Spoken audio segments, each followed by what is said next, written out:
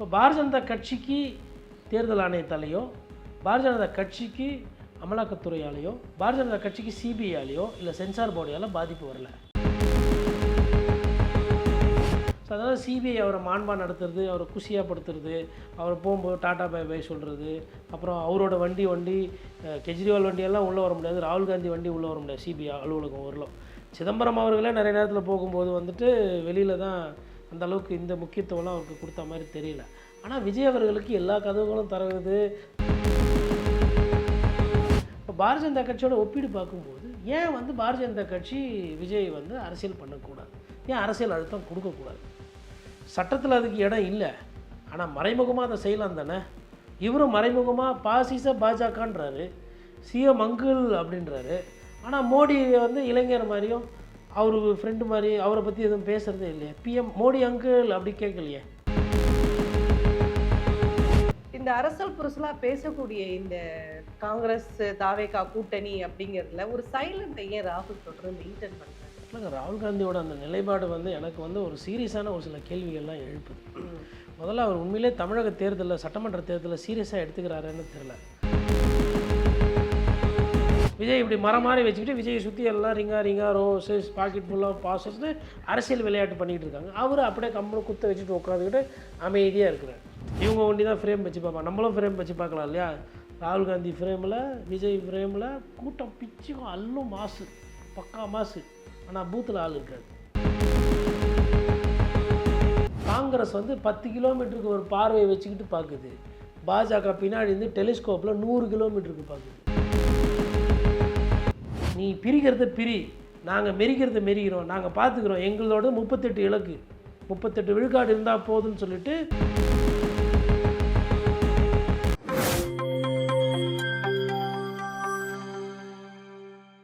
நியூஸ்பிக்ஸ் India நேயர்களுக்கு வணக்கம். இன்று நம்மளோட சிறப்பு விருந்தினர் மூத்த பத்திரிகையாளர் கோட்டீஸ்வரர் அவர்கள். வணக்கம் சார். வணக்கம். நேயர்களுக்கு அன்பு வணக்கம். பாஜக அதோட மற்ற நிறுவனங்களோடையும் கூட்டணி வச்சிருக்கு அப்படின்னு நீங்க பேசியிருக்கீங்க. குறிப்பா சிபிஐ, சிபிஎஃப்சி இதோடெல்லாம் சேர்த்து தான் அரசியல் கூட்டணி வச்சிருக்காங்கன்னு நீங்க பேசுறீங்க. எப்படி வந்து ஒரு ஜனநாயக நாட்டில் நீங்க அதை அப்படி சொல்ல முடியுமா? ரொம்ப நுட்பமான ஒரு கேள்வி, நல்ல கேள்வியும் கூட. எனக்கு பதில் சொல்கிறது தான் கஷ்டம். பட் நான் ஏன் அந்த ஒரு பத்திரிக்கையாளராக அந்த இடத்துக்கு நான் போகிறேன்றதை நான் சொல்கிறேன். பொதுவாக இப்போ சமீப கால அரசியல் ஒரு 10 வருஷம் பாரதிய ஜனதா கட்சி ஆட்சிக்கு வந்த பிறகு என்னென்னு பார்த்தீங்கன்னா, ஒரு சில துறைகள் மீதினுடைய அந்த நம்பிக்கை என்பது குறைந்து கொண்டு வருகிறது. இது என்ன மாதிரி துறைகள்னு பார்த்தீங்கன்னா, அமலாக்கத்துறை. இப்போ அமலாக்கத்துறை என்பது உதாரணத்துக்கு இப்போ செந்தில் பாலாஜி மீது வழக்கு பதியப்பட்டு விசாரணை வலயத்துக்குள்ளே கொண்டு வரப்பட்டு அவர் அமைச்சர் பதவி இழந்து இன்று இருக்கார். அது 100% சரிதான். ஆனால் செந்தில் பாலாஜி அவர்கள் மீது வழக்கு தொடரப்பட்டு விசாரணை வலயத்தில் வந்தபொழுது ஒரு சில முன்னாள் அதிமுக அமைச்சர்கள் மீது வழக்கு தொடரப்படவில்லை. இது ஒரு எடுத்துக்காட்டு. அதேமாதிரி நீங்கள் வெஸ்ட் பெங்கால், பீகார் அப்படியெல்லாம் எடுத்தீங்க, இல்லை ஓரளவுக்கு வந்து உங்களுக்கு உத்தரப்பிரதேசம் எடுத்திங்கன்னா, யார் யாரெல்லாம் பாஜகவை எதிர்க்கிறார்களோ, குறிப்பாக அரவிந்த் கெஜ்ரிவால் அவர்கள் ஆம் ஆத்மி கட்சியில் எதிர்க்கிறவர்கள் மீது ஒண்டி தான் அமலாக்கத்துறை விசாரணை என்பது தீவிரம் காட்டப்படுகிறது. விசாரணை வலயத்துக்குள்ளே கொண்டு வரப்பட்டு ராப்பகலாக விசாரிக்கிறது, வழக்காடு மன்றத்துக்கு முன்னாடி சார்ஜ் ஷீட் ஃபைல் பண்ணப்படுறது, ஒரு விசாரணை நீதிமன்ற தீர்ப்பு நோக்கி போகுது. அப்படி இல்லைன்னா அந்த வழக்கு என்பது பதியப்பட்டு அப்படியே தூங்கி கொண்டிருக்கிறது. இப்போ கடைசியாக இப்போ சென்சார் போர்டு, அதான் முதலமைச்சர் ஸ்டாலின் கூட சொல்லியிருப்பார், சென்சார் போர்டும் அந்த லிஸ்ட்டில் சேர்ந்து. ஒரு படம், ஜனநாயகன் படம், விஜய் அவர்களோட படம் அது. அந்த படம் ரிலீஸ் ஆகிறதுனால நாட்டில் பெரிய புரட்சியோ இல்லை பெரிய அசம்பாவிதமோ நடக்காதுன்றது என்னோட புரிதல். அப்படி இருக்கும்போது அந்த படத்துக்கு சம்பந்தமான ஒரு வழக்குக்கு சாலிசிட்டர் ஜெனரல் துஷார் மேத்தாராவே அப்பியர் ஆகிறாரு அப்படின்னும் போது எனக்கு வந்து ஒரு அரசியல் ரீதியாக ஒரு சந்தேகம். சரி, நீதியரசர் பிடி ஆஷா ஒரு தீர்வு கொடுத்துட்டாங்க, அந்த தீர்ப்பை அப்படியே ஏற்றிக்கிட்டு கூட நடைமுறைப்படுத்தலாம். உடனே அதுக்கு என்ன போகிறாங்க, அப்பீல் போகிறாங்க. அந்த அப்பீலில் அதை ஹோல்டு பண்ணின உடனே என்ன பண்ணுறாங்க, நாங்கள் சுப்ரீம் கோர்ட்டு போனால் எங்களுக்கு உடனே எஸ்எல்பி கொடுங்க, எங்களுக்கு உடனே ஸ்பெஷல் லீவ் கொடுக்குன்னு சொல்லி அதையும் கேட்டு பெற்று சுப்ரீம் கோர்ட் போகிறாங்க. சுப்ரீம் கோர்ட்டு போனால் அங்கே என்ன பண்ணுறாங்க, கேவிட்டு போடுறாங்க. யாரும் சென்சார் போர்டு. கேவிட்டு எதுக்கு போடுவாங்கன்னா, ஒரு மாநிலத்துக்குள்ளே ஒரு பிரச்சனை, முக்கியமான ஒரு பிரச்சனை வரும்போது தான் கேவிட்டு போடுவாங்க. கேவிட்டு என்ன பொருள்னா, 2 வாதி பிரதிவாதி இருக்காங்க, என்னையும் இந்த வழக்கில் சேர்த்துக்கிட்டு என்னோடய அபிப்பிராயம், என்னோடய உணர்வையும் கேட்டுட்டு என்னோடய தரப்பு நியாயத்தை நீங்கள் கேட்டுட்டு தான் தீர்ப்பு கொடுக்கணுன்றதான் கேவிட்டு. அப்போது ஒரு விஷயம் வந்து காலதாமதமாகுது. இதெல்லாம் வைத்து பார்க்கும்போது இப்போ பாரதிய ஜனதா கட்சிக்கு தேர்தல் ஆணையத்தாலேயோ பாரதிய ஜனதா கட்சிக்கு அமலாக்கத்துறையாலேயோ பாரதிய ஜனதா கட்சிக்கு சிபிஐயாலேயோ இல்லை சென்சார் போர்டையால் பாதிப்பு வரல. ஆனால் மற்ற கட்சி அது புதுசாக வந்த தாவேக்காவாக இருக்கட்டும், இல்லை ஆல்ரெடி இருக்கிற அதிமுகவாக இருக்கட்டும், இல்லை இன்றைக்கி ஆளுகின்ற இருக்கிற திமுகவாக இருக்கட்டும், இல்லை ஆண்ட காங்கிரஸ் கட்சியாக இருக்கட்டும், மத்தியில் இவர்கள் எல்லாரும் பாதிக்கப்பட்டிருக்காங்க.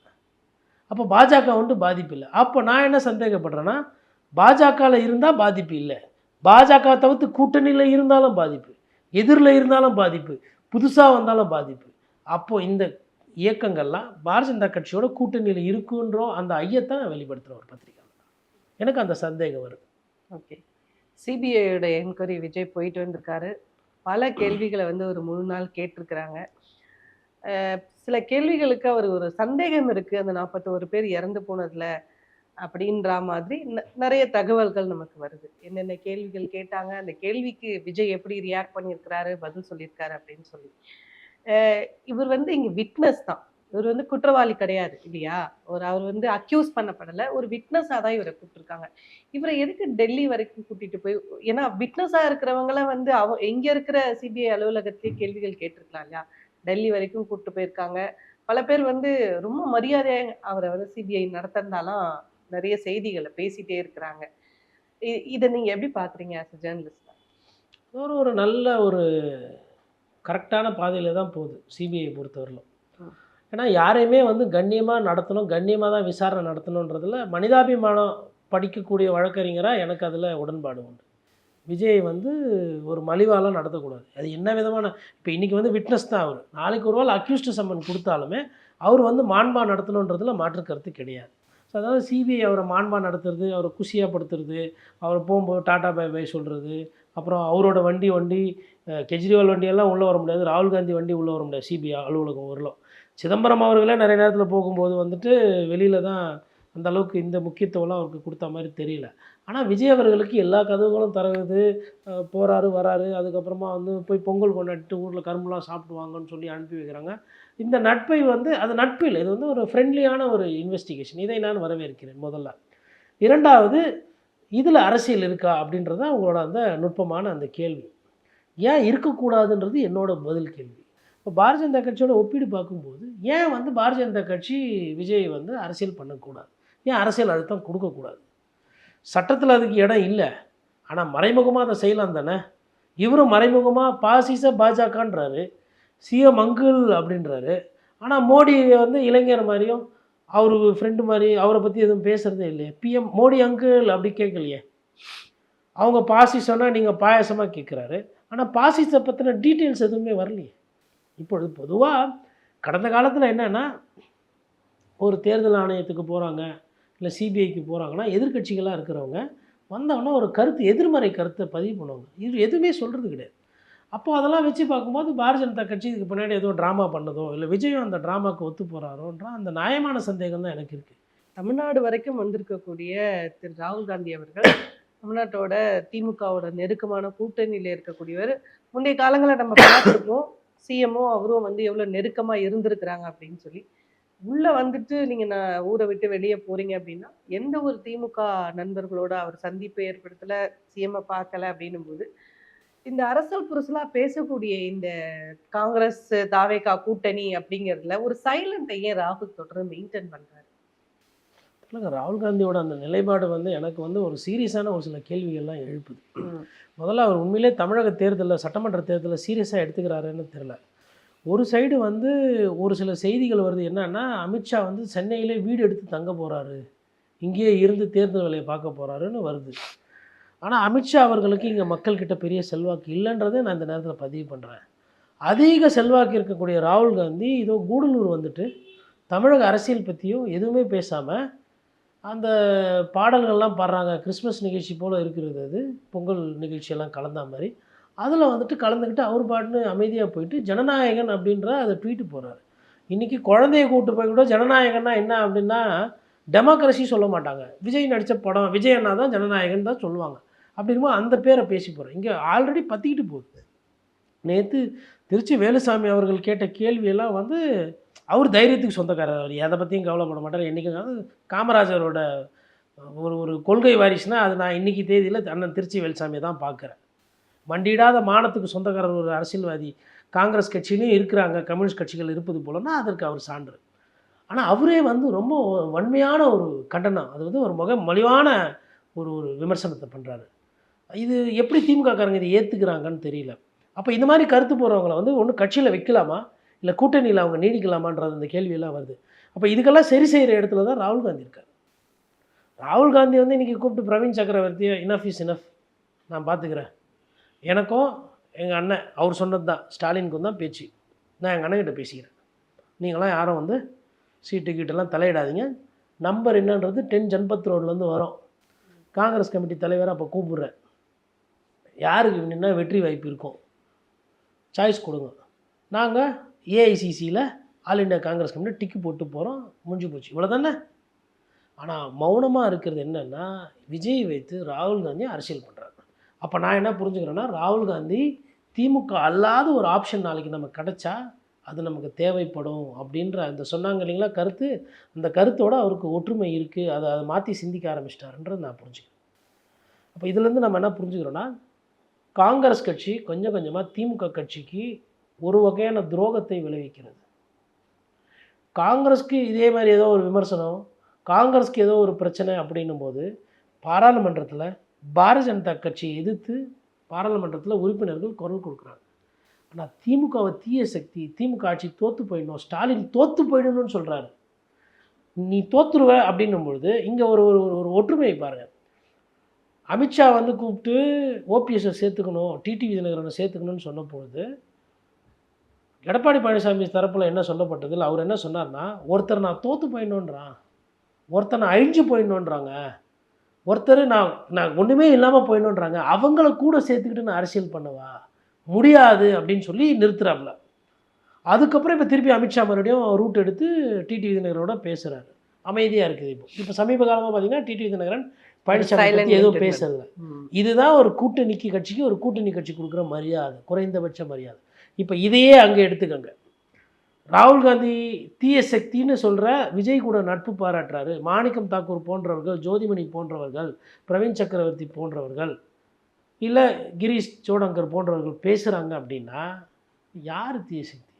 கூட்டணியில் இருக்காங்க, நம்ம ஜெயிச்சோமே 10 எம்பியோ 15 எம்பியோ இல்லை 17 எம்எல்ஏ யார் கூட இருந்து இன்னும் அடுத்து யார் கூட கூட்டணியில் இருக்கிறோம், இப்படிலாம் பேசக்கூடாதுன்னு சொல்லி அதை முற்றுப்புள்ளி வச்சு இவர்கள் சொந்த கட்சிக்காரர்கள், மாற்று கட்சி கூட கிடையாது, வாயை மூடுனா அப்போ கூட்டணியிலே ஒரு ஒரு குறைந்தபட்ச மதிப்பு மரியாதை இருக்குன்னு அர்த்தம். ஆனால் இங்கே நேர் அரசியல், நேர்புரி, கட்சியை விட்டு நீக்கிறதும் கிடையாது, அமைதிப்படுத்துறதும் கிடையாது.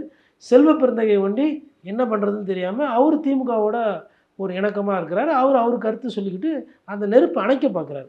ஆனால் ஒரு செல்வ பெருந்தகையால் என்ன பண்ண முடியும்? சுற்றி அங்கங்கே கொளுத்தி போடுறாங்க, ஆளாளுக்கு கொளுத்தி போடுறாங்க. அப்போ விஜய் அவர்களை வைத்து காங்கிரஸும் அரசியல் செய்கிறது, விஜயை வைத்து பாஜகவும் அரசியல் செய்கிறது. நீங்கள் கேட்டிங்கல்ல பாஜக அரசியல் செய்யக்கூடாதுன்னு, 2 பேரும் செய்கிறாங்க, அதுதான் எதர்சமான.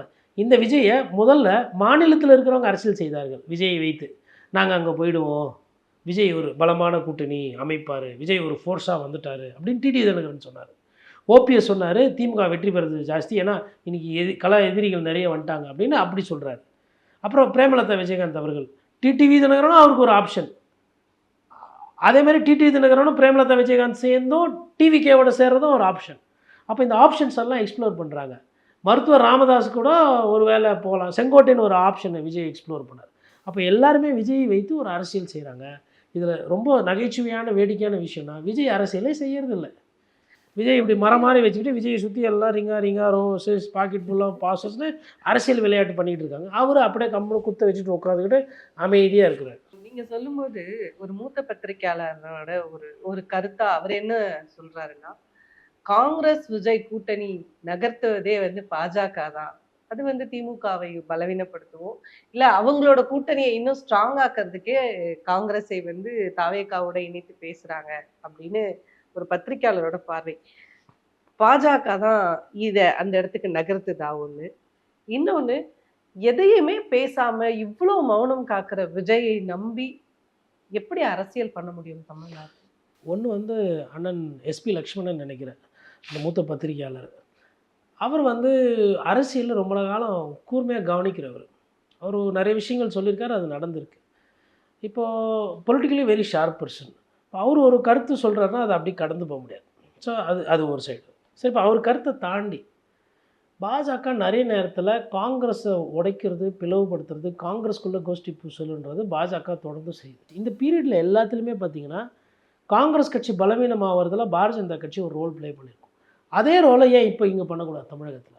இதையே காங்கிரஸ் கட்சி புரிஞ்சுக்கணும். நீங்கள் ரொம்ப அரசியலை கூர்ந்து உள்ளே கவனித்து பார்த்தீங்கன்னா தான் தெரியும். நான் நம்ம இந்த நேர்காணலே முதல்ல சொன்னேன், ராகுல் காந்திக்கு தமிழக சட்டமன்ற தேர்தல் மேலேயே ஒரு ஈடுபாடு இருக்கா இல்லையானே எனக்கு சந்தேகமாக இருக்குன்னு.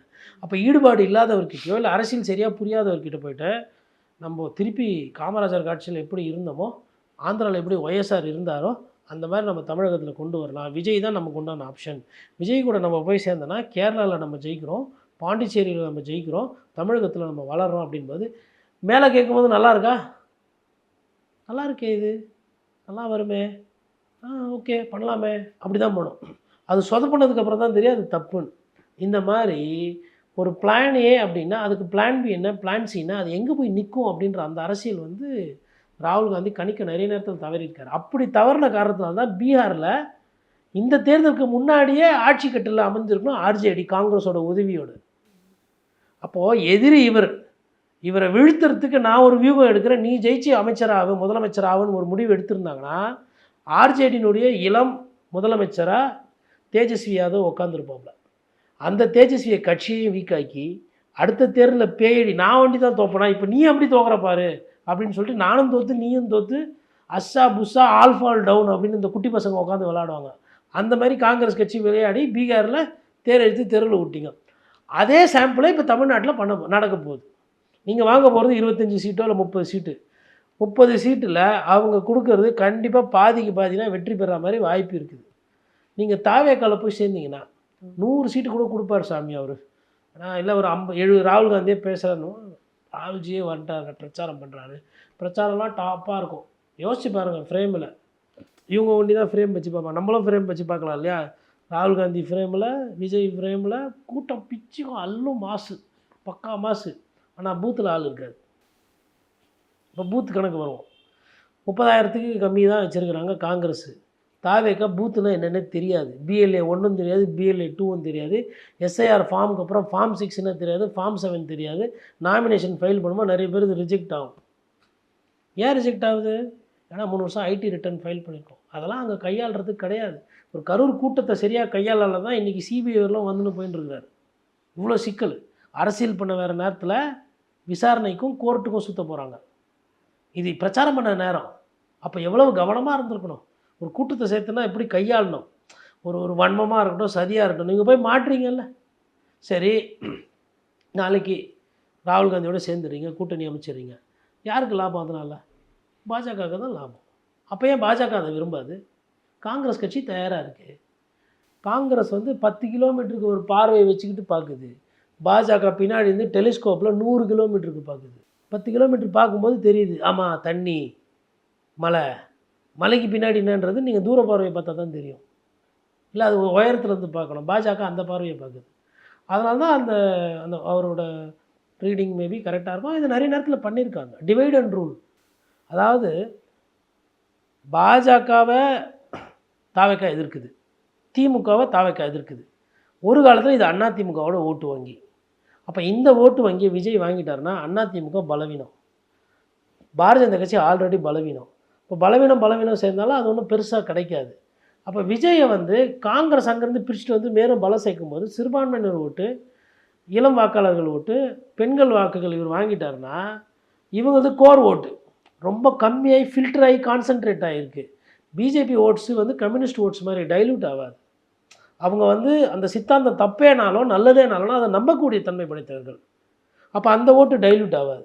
இதே கம்யூனிஸ்ட் ஓட்டு டிஃப்யூஸ் ஆகாது, ஆனால் காங்கிரஸ் ஓட்ஸு டிஃப்யூஸ் ஆகும். அப்போ அதை நீங்கள் அதுலேருந்து எடுக்கும்போது என்ன ஆகிடும்? திமுகவும் பலவீனமாகிடும். இது பெரிய பலமாயிடுமா? அப்போது காங்கிரஸும் விஜயும் ஜெயிச்சு முதலமைச்சர் ஆகிடுவாங்கன்னு எடுத்துக்கலாம்னா அது வராதுன்றது பிஜேபிக்கு நல்லா தெரியும். ஏன்னா 40 விழுக்காடு வாக்கு வாங்கணும். காங்கிரஸ் கட்சிக்கு 3% 5% வாக்கே கிடையாது. விஜய் கரடியாக கத்தி காலில் சலங்கை கொட்டி 234 தொகுதியில் போய் பரதநாட்டியம் ஆடி ஓட்டு கேட்டாலும் 40% வராது. நீ பிரிக்கிறத பிரி, நாங்கள் மெரிக்கிறத மெரிக்கிறோம், நாங்கள் பார்த்துக்குறோம், எங்களோட 38 இலக்கு, 38 விழுக்காடு இருந்தால் போதும்னு சொல்லிட்டு கணக்கில் வந்து அமித்ஷா கெட்டிக்காரருங்க. கணக்கு போட்டு சொல்லி தூக்குறதுல தமிழ்நாட்டில் கூட அப்போ இந்த கணக்கு வந்தால் அதிமுகவை முன்னிறுத்தி அவங்கள 38% மல்டி கார்னர் கண்டெஸ்ட் 4 முனை போட்டி. விஜய் அவர்கள் வந்துட்டார், விஜயோட வந்து காங்கிரஸ் கட்சி சேர்ந்துட்டதுனால தாவேகா வந்துட்டு பெருசாகிடுச்சுன்றதுனால நாம் தமிழர் கட்சி நாளைக்கு வந்துட்டு நாங்கள் வந்து விடுமுறை எடுத்துக்கிறோம், நாங்கள் 2026 தேர்தலில் புறக்கணிச்சிட்டு 2029 பாராளுமன்றத்துக்கு வரோம், 2031 எங்கள் அண்ணன் பக்கா மாதம் எதிர்த்து தனியாக போட்டுவார், அப்படியா முடிவு எடுக்க போகிறாங்க, அவங்களும் போட்டி போடுவாங்க. அப்போது 4 முனை போட்டி இருக்குது. நாம் தமிழர் கட்சி, தாவேகா, அதிமுக, திமுக. இப்போ 4 முனை போட்டியில் அதிமுகவும் தேசிய முற்போக்கு கூட்டணியும் 38% எடுக்கிறாங்கன்னா that's a winning number. They will comfortably form the government. AIADMK எந்த பிரச்சனையும் இல்லாமல் ஆட்சி அமைக்கும் இது நடந்ததுன்னா. நீங்கள் ஃபஸ்ட் என்ன நினச்சிங்க, அதிமுக ஓட்டை விஜய் எடுக்கிறாரு, எதிர்ப்பு ஓட்டு போகுது, இப்போ அவங்க என்ன பண்ணுறாங்க, சரி இங்கேருந்து எடுக்கணும், உந்துலேருந்து இப்போ அதிகமாக எடுத்து விட்றோம் பாருன்னு சொல்லிட்டு காங்கிரஸ் போகுதுன்னா இதுதான் நடக்கும்.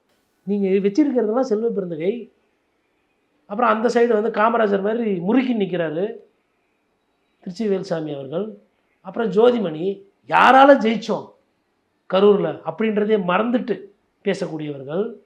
2000-3000 ஓட்டில் அப்படி ஸ்லைட்டாக மிஸ் ஆன மாணிக்கம் தாக்கூர் விருதுநகரில் திமுக கூட்டணி இல்லாமல் தாவேக்கால நின்று நீங்கள் எம்பி சீட்டு ஜெயிச்சிருவீங்க. Odds are changing. சூழல் வந்து கொஞ்சம் கொஞ்சமாக வந்து என்டிஏக்கு சாதகமாக போய் கொண்டிருக்கிறது. அவர் சொன்னது நடந்ததுன்னா என்டிஏக்கு அது சாதகமாகிவிடும். Okay okay. 23ஆம் தேதி மோடி அவர்கள் வந்து தமிழ்நாடுக்கு வராரு. எங்களோட மேடைகளில் எல்லா கூட்டணி தலைவர்களையும் கட்டாயம் நாங்கள் ஏற்றுவோம் அப்படின்னு சொல்கிறாங்க. அந்த மேடைகளில் நம்ம யார் யாரெல்லாம் எதிர்பார்க்கலாம்?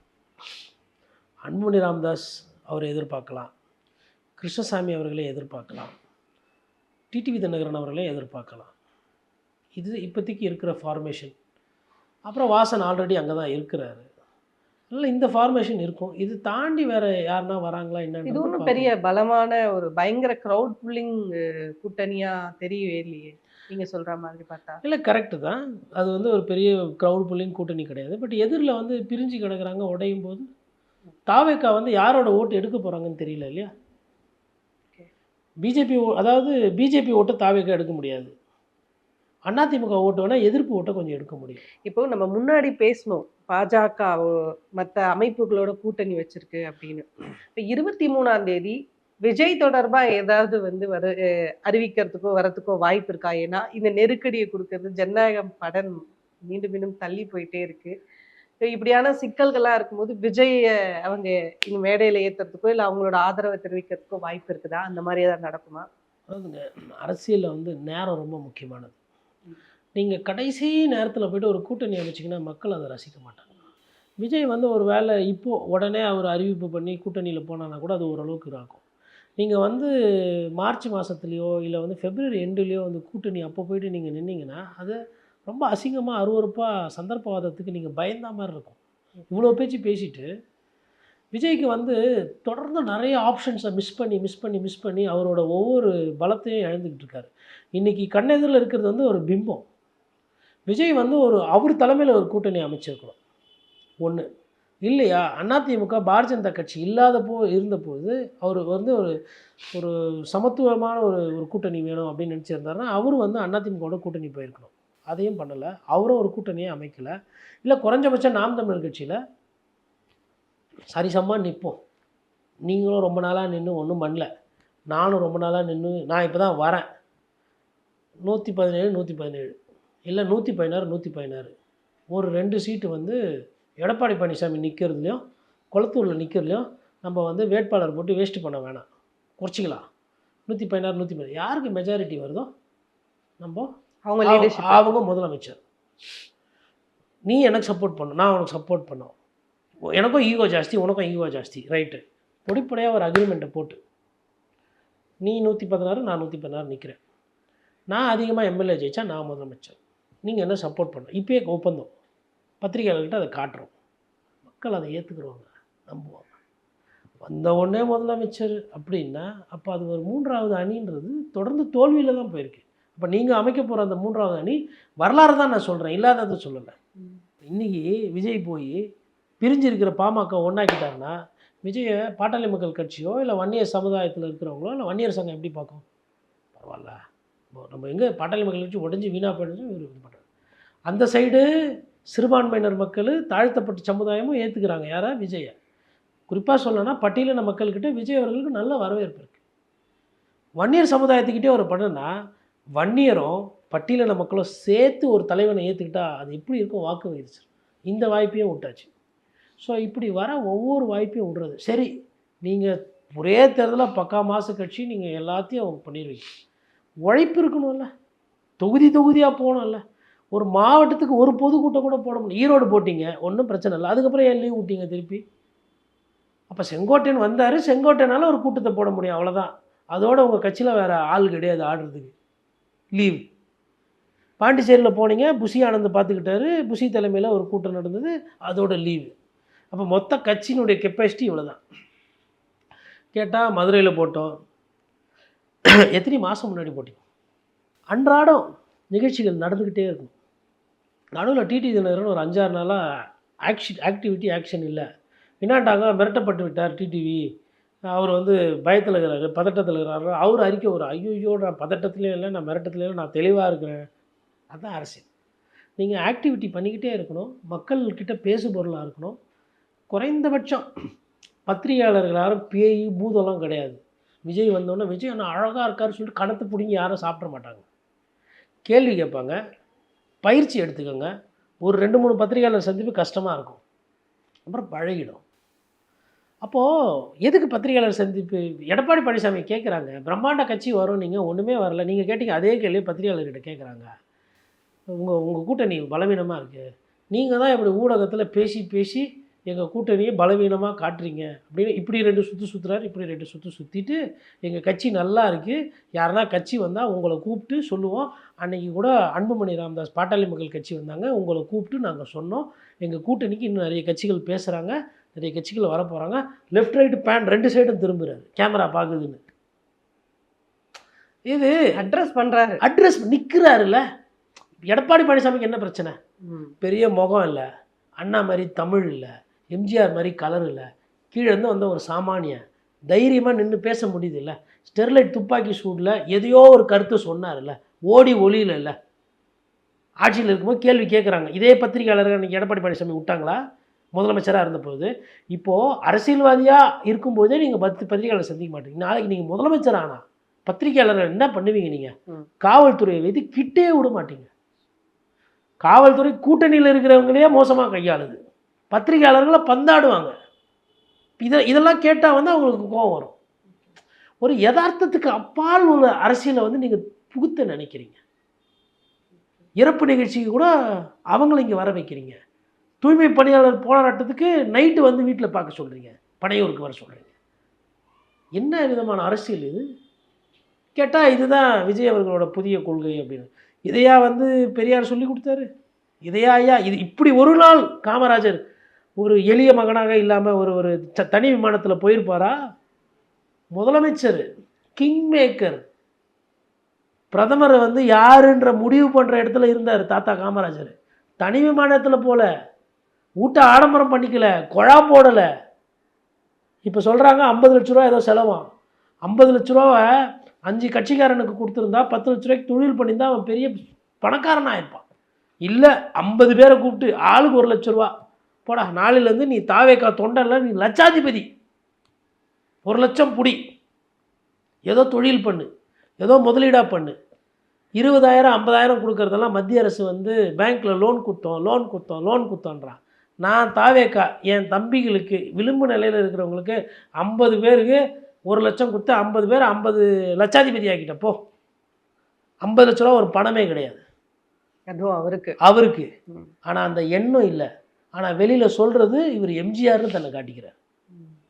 நீங்கள் எம்ஜிஆராக அப்புறமா வாங்க, குறைந்தபட்சம் விஜயகாந்த் அவர்களோட நிழலை கூட உங்களால் தொட முடியாது. அவரும் அதே மாதிரி தான். அவரும் எம்ஜிஆரை நேசித்தார். அவரும் விஜயகாந்த் அவர்கள் கருப்பு எம்ஜிஆர்னு பேர் எடுத்தார். அதை தாண்டி விஜயகாந்த் அவர்களுக்கே நல்ல பேர்.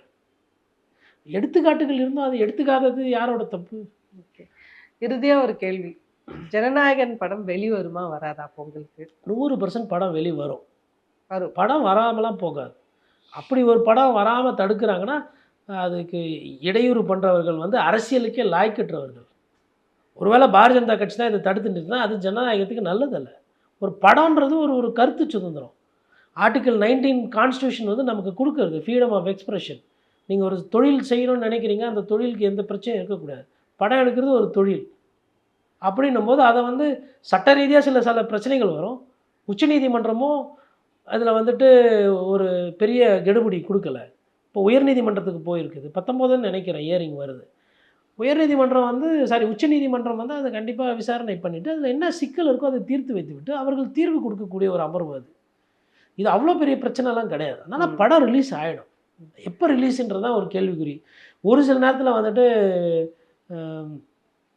இலங்கை பிரச்சனை சம்பந்தமாக ராகுல் காந்தி அசாசினேஷன் வச்சு ஒரு படம் எடுத்தாங்க, ஆர்கே செல்வமணி. அந்த படம் வந்து கிட்டத்தட்ட 10 வருஷமாக காங்கிரஸ் ஆட்சி காலத்தில் இருந்தப்போ கொடுக்கவே இல்லை பர்மிஷன். அதை முன்னாள் துணை மேயர் கராத்தே தியாகராஜன் அவர்கள் கூட அது ஒரு பத்திரிகை செய்தியில் வெளியிட்டு இருந்தாங்க. அது மாதிரிலாம் இந்த படத்துக்கு அவ்வளோ அழுத்தம்லாம் வராது. அது மாதிரி செய்யக்கூடிய நிலைமையில் வந்து பாரதிய ஜனதா கட்சி அப்படி அவங்க அரசியல் அழுத்தம் தான்னா இந்த நேரம் வந்து சார்ஜ் ஷீட்டில் விஜய் பேர் சேர்த்துருப்பாங்க. விஜய் கைது வரலும் போயிருப்பாங்க. கைது பண்ணி விசாரணை எடுத்திருப்பாங்க. விட்னஸ் சம்மன் கொடுத்து விசாரிக்க மாட்டாங்க. அதுவும் ரொம்ப அமிக்கபிளாக தானே இருக்குது அந்த விசாரணை. அதனால் ஜனநாயகம் படம் ரிலீஸ் ஆகும். டேட் எப்போன்றது subject to legal consultations and legal. நன்றி சார். நன்றி.